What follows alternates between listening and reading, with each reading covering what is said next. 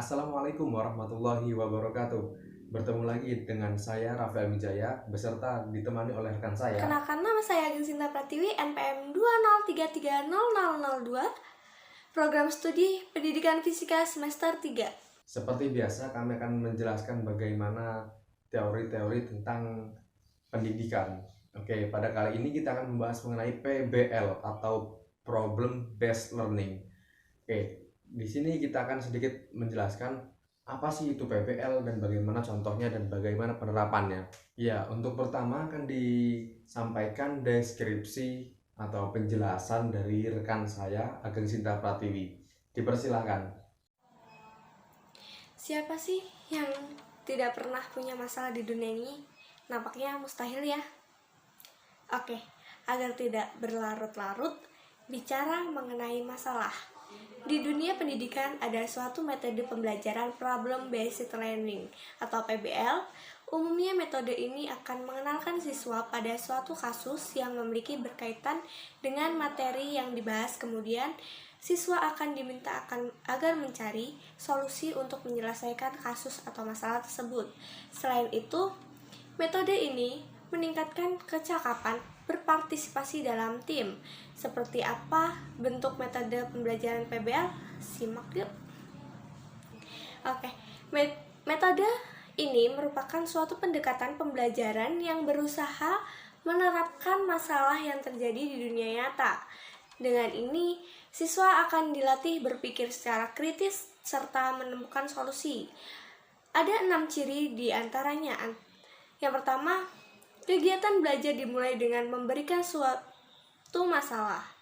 Masalah yang sesungguhnya masih berkaitan dengan kehidupan nyata para siswa.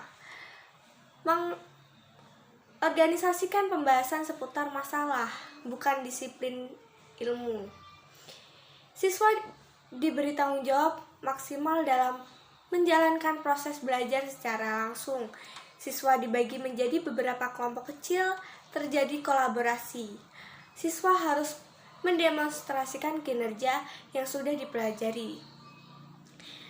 Lalu, bagaimana langkah-langkah metode pembelajaran dalam Problem Based Learning?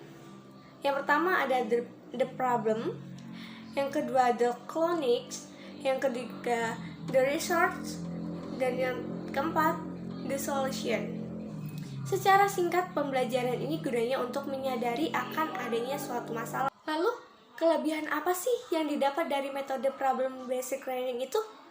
Nah, ada beberapa metode. Yang pertama, metode yang efektif untuk memahami isi pelajaran, menantang kemampuan siswa serta memberikan kepuasan untuk menentukan pengetahuan bagi siswa, meningkatkan aktivitas pembelajaran siswa, mengaplikasikan materi yang selama ini diajarkan ke dalam kehidupan nyata, mengembangkan pengetahuan baru hasil brainstorming, belajar bertanggung jawab atas pembelajaran yang dilakukan, menentukan pada siswa bahwa mata pelajaran yang dipelajari di kelas pada dasarnya merupakan suatu yang harus dimengerti, bukan hanya sekedar belajar dari guru atau baca buku. Lebih menyenangkan, mengembangkan kemampuan siswa untuk berpikir kritis dan menyesuaikan dengan pengetahuan baru, meningkatkan minat siswa untuk belajar terus-menerus bahkan di luar sekolah. Sekian, terima kasih. Nah, itu tadi sudah dijelaskan apa sih itu PBL, bagaimana itu PBL. Sekarang mungkin kita masih bingung bagaimana pelaksanaannya, seperti apa contohnya. Ya, saya akan sedikit sampaikan bagaimana pelaksanaan atau bagaimana contohnya dari pengaplikasian dari model pembelajaran PBL atau Problem Based Learning.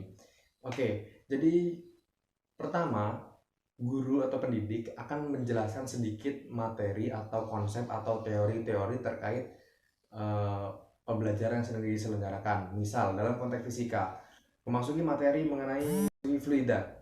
Di situ ada hukum Archimedes misalkan. Pertama, guru akan memberikan pengantar-pengantar konsep-konsep dasar teori mengenai hukum Archimedes. Lalu, guru akan menyampaikan sebuah permasalahan. Misal, ada dua wadah berisi air. Yang satunya di atas air terdapat styrofoam, yang satunya di dalam wadah air tersebut ada batunya. Apa yang menyebabkan styrofoam tersebut dapat mengapung dalam wadah berisi air, dan apa yang menyebabkan batu dapat tenggelam dalam wadah berisi air tersebut? Nah, permasalahan itu akan disampaikan peserta didik atau para siswa. Nah, dengan pegangan pengantar-pengantar materi yang disampaikan oleh guru tadi, disertai sumber-sumber lain, para siswa, baik perorangan maupun kelompok, akan menuntaskan permasalahan yang disampaikan oleh gurunya tadi. Nah, dari model yang digunakan seperti ini, sangat diharapkan bahwa pemikiran-pemikiran baru dari para peserta didik itu akan timbul. Mereka akan menemukan ide-ide, mengeluarkan gagasan-gagasannya untuk memecahkan masalah tersebut, namun masih berpedoman pada teori-teori, konsep-konsep yang berlaku mengenai apa yang mereka pelajari. Mungkin itu contoh yang sangat sederhana yang dapat saya sampaikan mengenai model pembelajaran PBL atau Problem Based Learning. Pembelajaran yang didasari oleh pemecahan masalah-masalah yang ada. Dari PBL ini juga diharapkan siswa atau peserta didik nantinya akan lebih mudah dalam mengaplikasikan suatu teori atau kaidah-kaidah yang berlaku dalam suatu ilmu, akan lebih mudah mengaplikasikannya di kehidupan nyata atau di masyarakat. Demikian yang dapat kami jelaskan, semoga bermanfaat bagi kita semua. Saya Heri, wassalamualaikum warahmatullahi wabarakatuh.